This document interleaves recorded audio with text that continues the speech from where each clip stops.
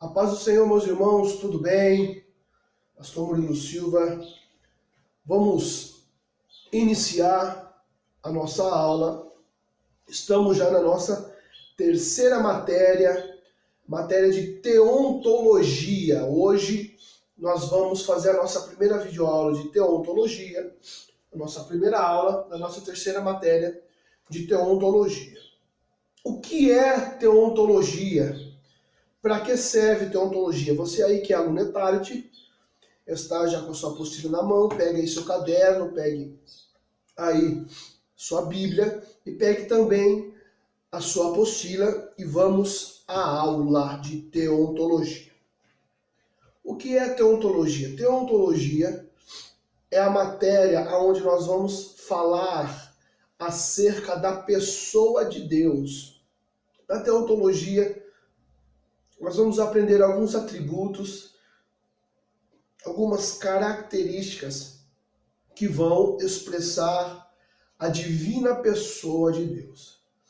Teontologia, essa palavra, ela quer dizer teon, Deus, tonto, quer dizer pessoa divina, logia, estudo.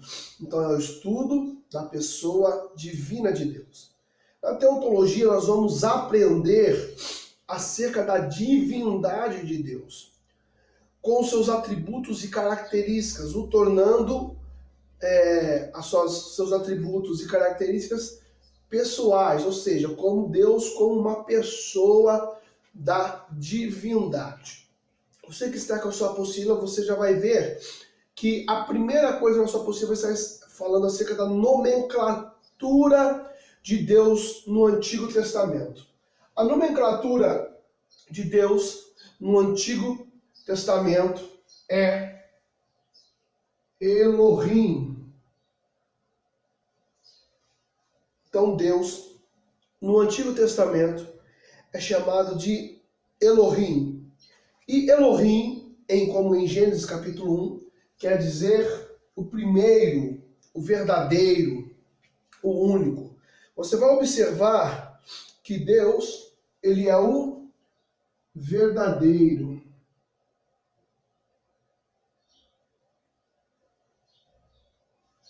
A nomenclatura, então, de Deus no Antigo Testamento.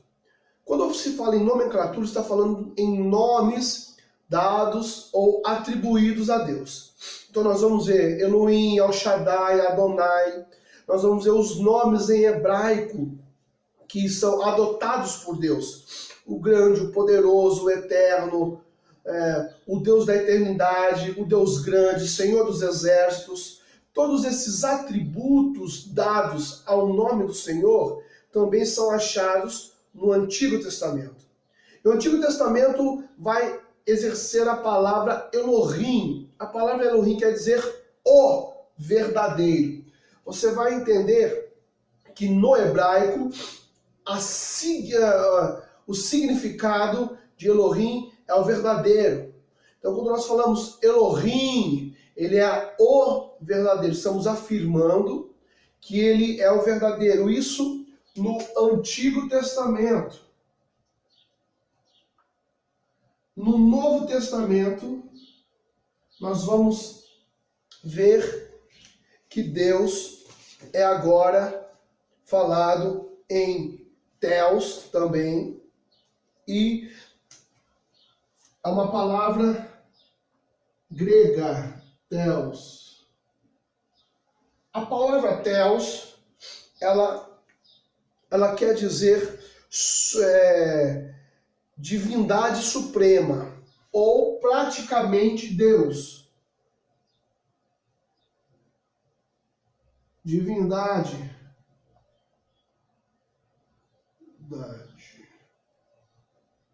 Supremacia.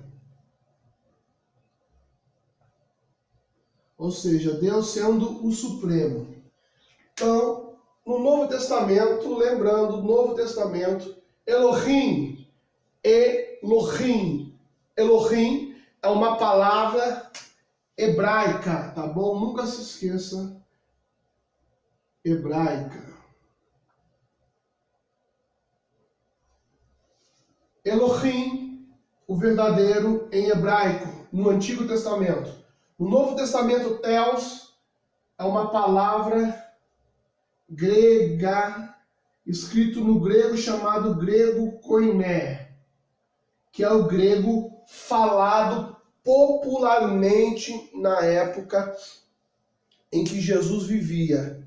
Então, Theos é uma palavra grega que quer dizer Deus como divindade, como supremacia, como eterno. Quando nós vemos esses atributos de nomenclaturas no Antigo e Novo Testamento, nós vamos ver que o homem está tentando explicar algumas características de Deus.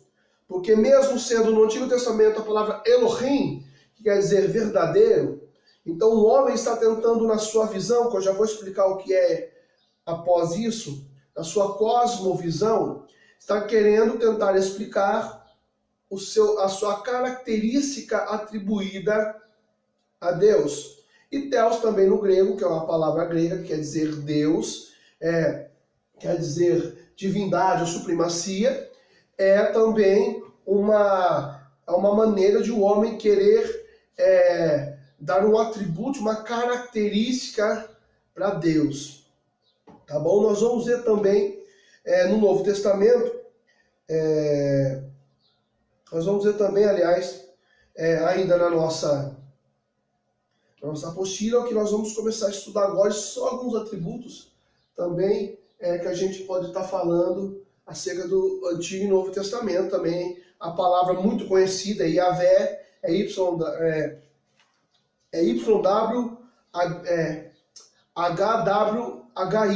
tá? Não tem vogal, então não tem uma pronúncia, isso no Antigo Testamento, tá? Mas nós falamos Javé, né? É o Deus Javé, que é também uma palavra no hebraico, tá? Pressuposta no Antigo Testamento. Mas nós vamos começar a nossa aula falando um pouco da cosmovisão. Cosmovisão. Tá bom? O que é cosmovisão? Para que serve a cosmovisão? Primeiro você vai ter que entender, você vai ver na sua apostila, que vai falar da cosmovisão, só que você tem que entender o que é a cosmovisão. A cosmovisão é um conjunto de ideias que formam a base de uma pressuposição. Então é um conjunto de ideias que vão formar uma base de uma pressuposição. O que é isso?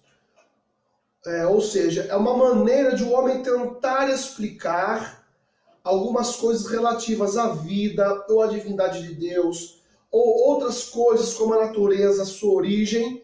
É uma visão que o homem, é um conjunto de ideias que vai formar uma base para o homem tentar explicar uma visão.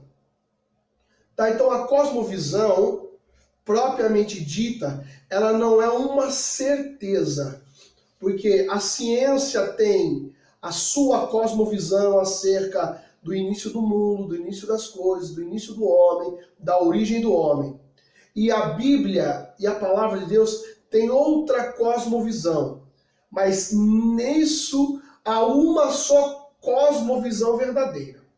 Ou seja, se a cosmovisão é um conjunto de ideias que formam a base de uma preposição, de um conjunto de ideias que vai pressupor alguma coisa, então ainda assim há uma cosmovisão verdadeira. Por quê? Porque nós cremos que a Bíblia ela é a visão real e verdadeira de todas as coisas, que ainda que a ciência tenta explicar cientificamente, nós sabemos que tudo que é científico nada mais é que teorias, né? Teorias e teorias. Então a cosmovisão nada mais é que um conjunto de ideias que vão formar a base de uma preposição.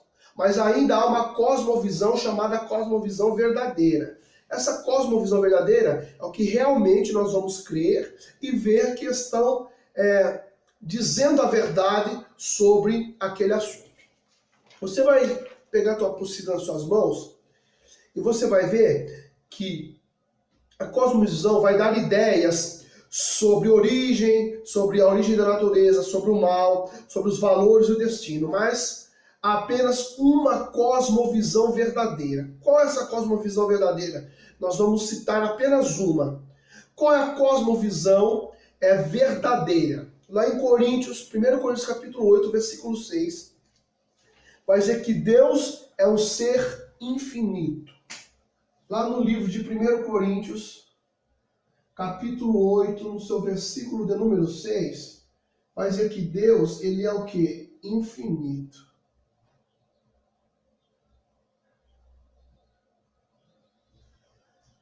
A palavra infinito, ela vem do termo de uma existência eterna. Então a palavra infinito, ela vem de eterno. No infinito não tem tempo. Então, como a cosmovisão vai provar o infinito de Deus? Primeiro, a cosmovisão, no livro de 1 Coríntios, capítulo 8, no seu versículo de número 6, está expressando que Deus é grandioso, poderoso, infinito. E na sua infinita e bondade e misericórdia. Quando se fala infinito, está falando está dizendo que não existe tempo, relógio ou hora marcada. O infinito, ele não consiste em passado, em presente e em futuro. Porque o infinito só consiste apenas em infinito, em coisas eternas. Então Deus, na sua cosmovisão verdadeira, ele é infinito. Você vai olhar agora o argumento cosmológico da ciência. O que a ciência vai tentar provar?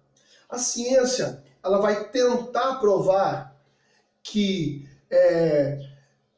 Deus não existe, mas que nós podemos entender que existe um infinito. Então, se existe um infinito, Deus se reflete naquilo que é eterno. No argumento cosmológico, nós vamos ver que a ciência ela exige uma causa para todo efeito. Então tem que ter uma causa, tem que ter uma origem para todo efeito, para toda instância, cada ação, uma reação. Então a ciência quer provar que existe um efeito, uma causa, aliás, para todo efeito.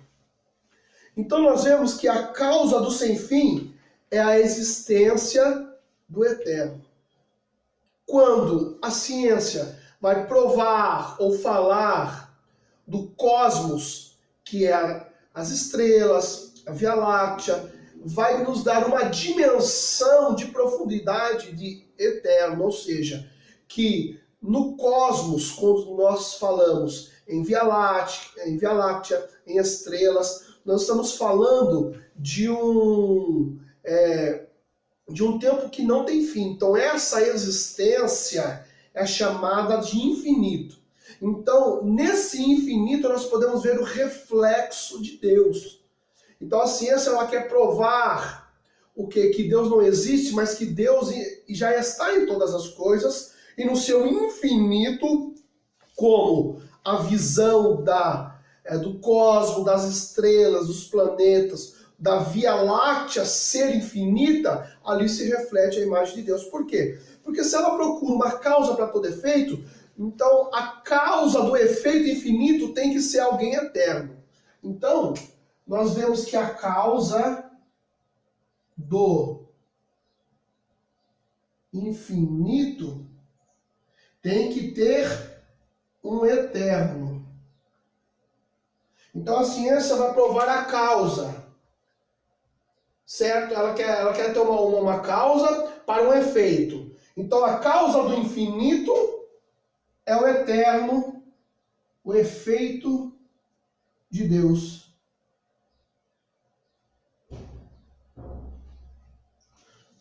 Então a causa do infinito é o efeito de Deus.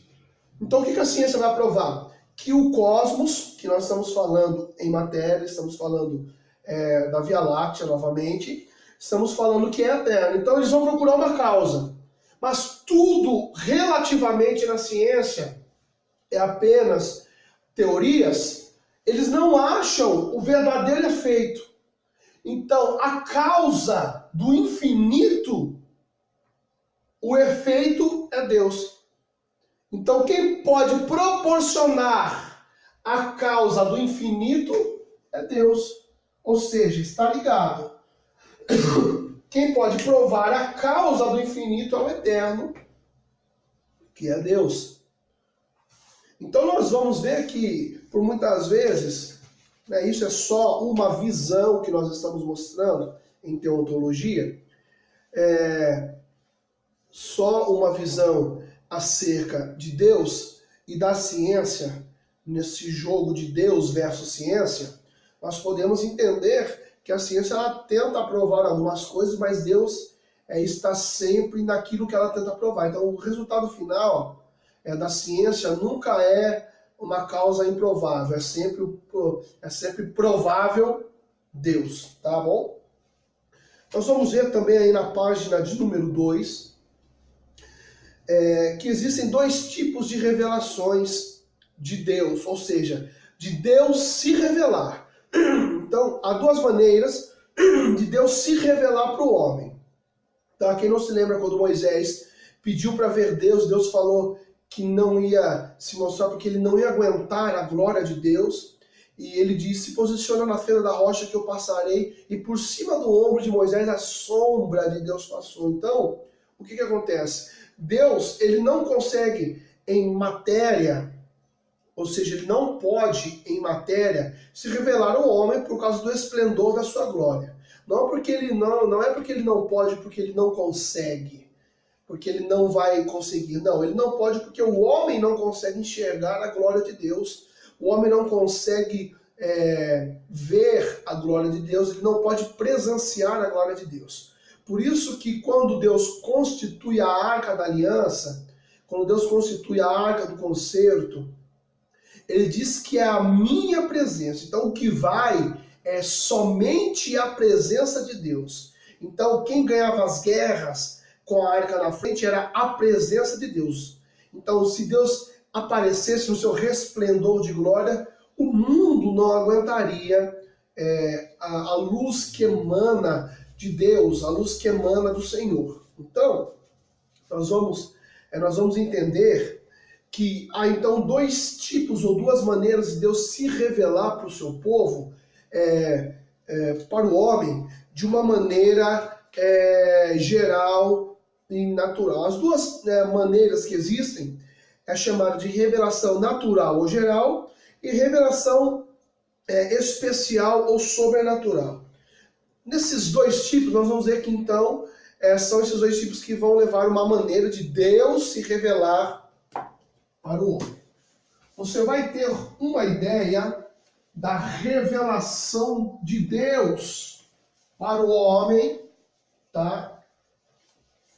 Você vai ter uma ideia da revelação de Deus para o homem. Primeiro, a revelação chamada revelação natural ou geral. Revelação natural ou geral. A natural geral está falando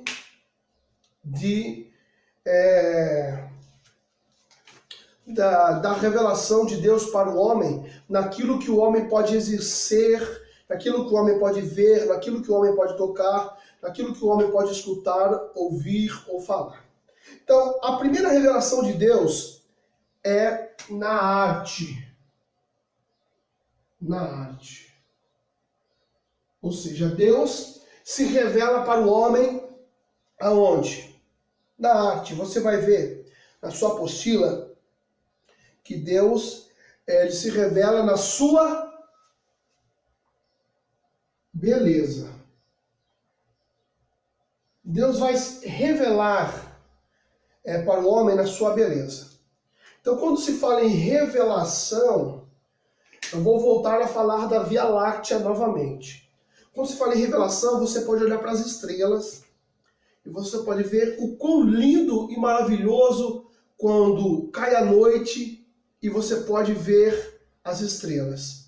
Quando cai a noite, você pode ver a lua. A lua, como diz no livro de Gênesis, ela não tem uma luz própria. Ela reflete a luz do sol. Então, quando se reflete a luz do sol, a lua está refletindo aproximadamente 7% da luz do sol. Então, por isso que as noites ficam claras. Por quê? Porque a lua nada mais é que um estrelar que reflete a luz, como um espelho. Mas a lua reflete apenas 7%. Então, toda essa beleza e maravilha, quem fez foi Deus. Na arte da sua sabedoria, na arte da sua beleza, na arte dos desenhos das montanhas, dos desenhos das árvores que nós vemos, dos desenhos que nós podemos entender na arte cósmica da Via Láctea, os planetas, as estrelas, tudo isso é belo. Então, sendo belo, Deus se revela o homem na beleza. Quando você olha e você vê, você acha belo, é Deus se revelando para o homem. Segundo, Deus, ele se revela na música, no louvor, na adoração. Nós vemos Isaías capítulo 6, os serafins clamando ao Senhor. Nós vemos que Deus está se revelando quando os anjos o louvam. Nós vemos em Isaías capítulo 6, nós vemos em Apocalipse capítulo 4, verso 8, Apocalipse 5, 12, os 24 anciões se prostrando e adorando o Senhor. Isaías 6, os serafins, com duas asas voavam, com duas asas cobriam seus pés, com duas asas cobriam seu rosto, e clamavam uns aos outros, santo ao Senhor. Então nós vemos a beleza e Deus se revelando de um modo geral e natural para o homem. Nós vemos Jó, quando Jó vê, quando Deus revela Jó falando dos anjos, adorando o Senhor. Nós vemos Jacó vendo o anjo subindo numa escada, subindo e descendo no livro de Gênesis. Então nós vemos que o Deus se revelou para o homem de uma forma onde o homem possa ver, olhar e explicar ou tentar entender a revelação de Deus se revelar para o homem. Tá bom? Nós vamos ver também Deus se revelando na natureza. Na natureza. Quando Deus se revela na natureza como Criador, ou seja, quando nós podemos ver os animais belos, nós podemos entender que foi Deus quem criou. Quando nós podemos ver aquele canto lindo de um pássaro, foi Deus quem criou. Quando nós podemos ver os mais belos riachos, montanhas e relevos, foi Deus quem criou. Quando nós podemos ver os mais belos animais de diferentes tamanhos, estaturas, nós podemos ver que tudo isso está englobado no quê? Na ciência criadora de Deus. E não na ciência criadora do homem. Tá? O homem, ele não pode criar como Deus criou. Livro de Gênesis, capítulo de número 1, no versículo 1 diz assim: no princípio criou Deus os céus e a terra. A parte A, no princípio criou Deus. Em hebraico se pronuncia Bereshit bara Elohim. A palavra Bereshit quer dizer no princípio. Bara quer dizer criar. E Elohim, Deus o verdadeiro. Quando nós vemos Bereshit bara, a palavra bara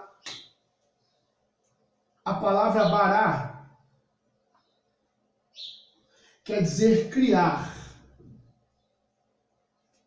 Mas isso nós estamos falando de Deus. palavra bará, no hebraico, quer dizer criar alguma coisa do nada. Para o homem, a palavra é azar. Azar quer dizer criar. Mas aqui, azar é criar para Deus, ou Deus criando. E aqui, azar é o homem criando.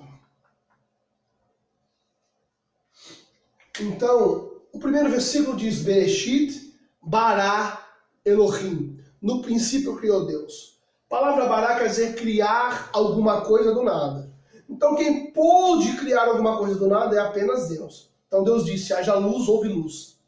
Deus diz que venham os luminares, houve os luminares.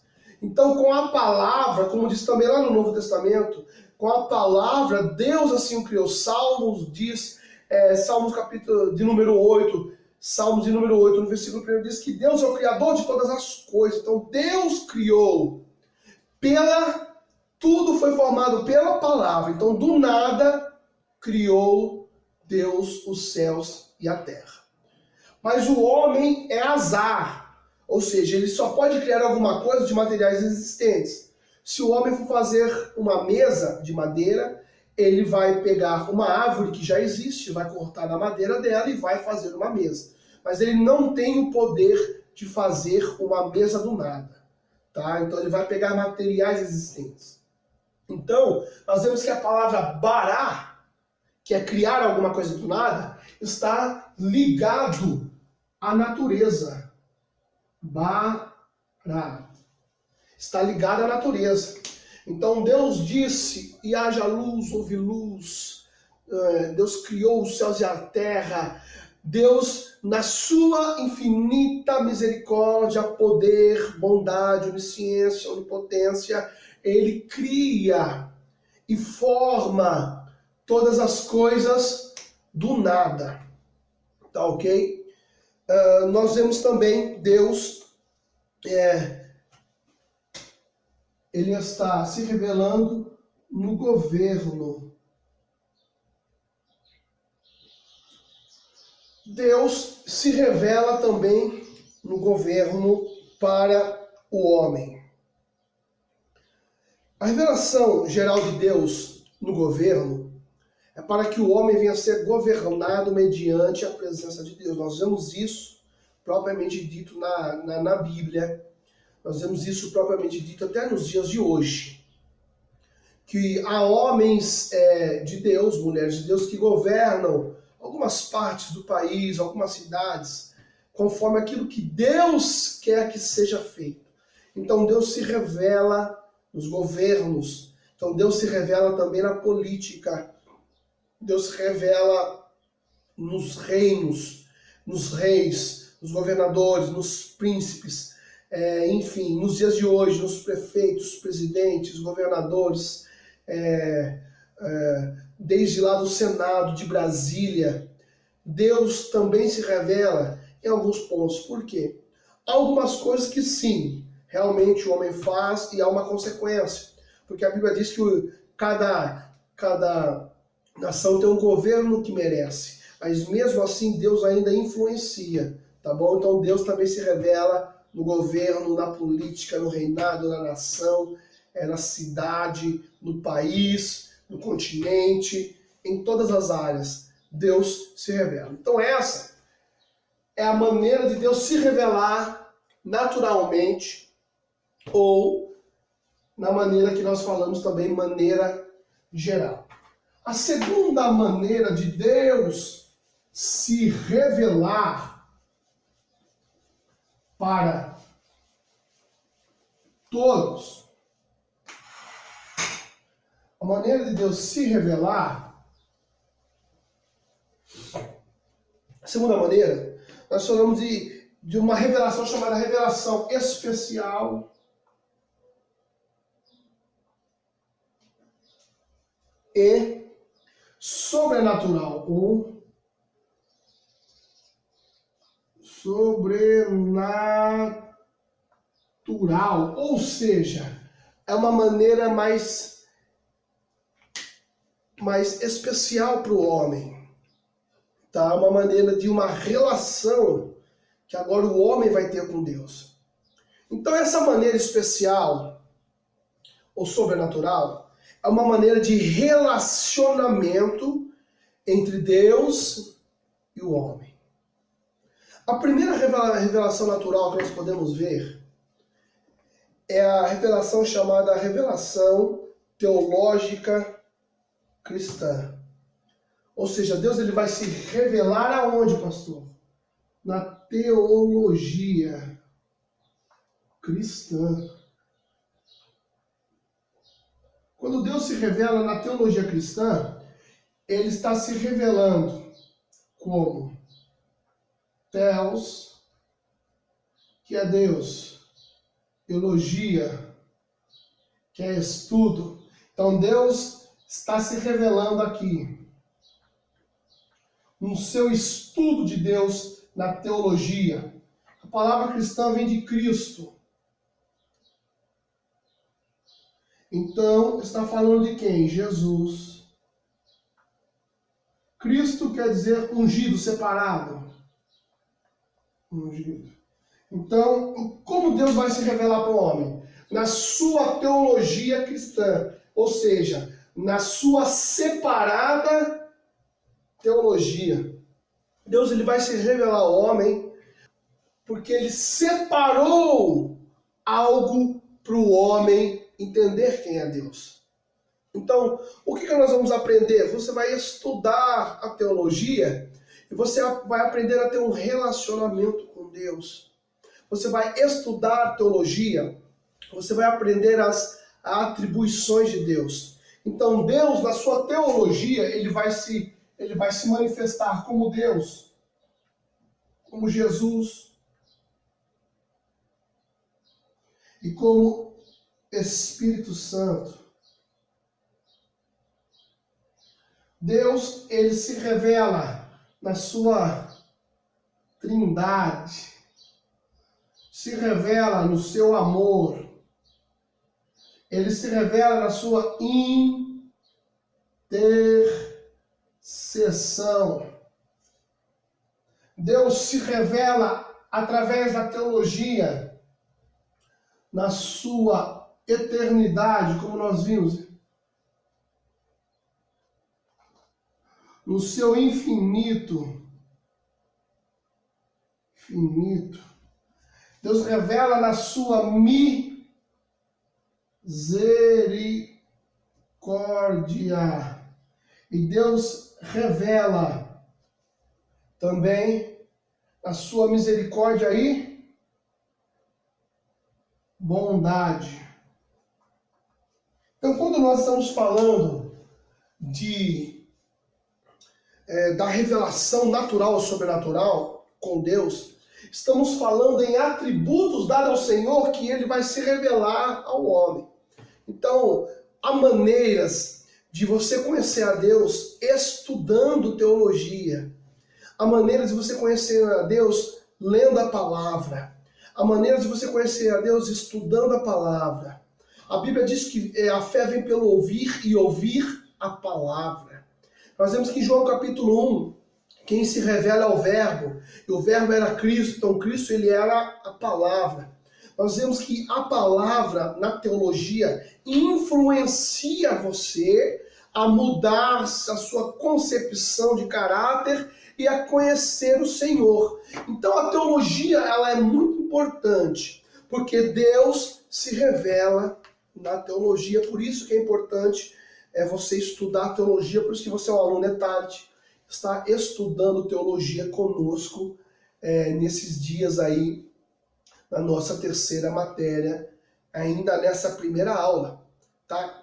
Então, essas maneiras de Deus se revelar são maneiras eficazes aonde Deus se revela ao homem de uma maneira natural ou geral, ou de uma maneira especial e sobrenatural.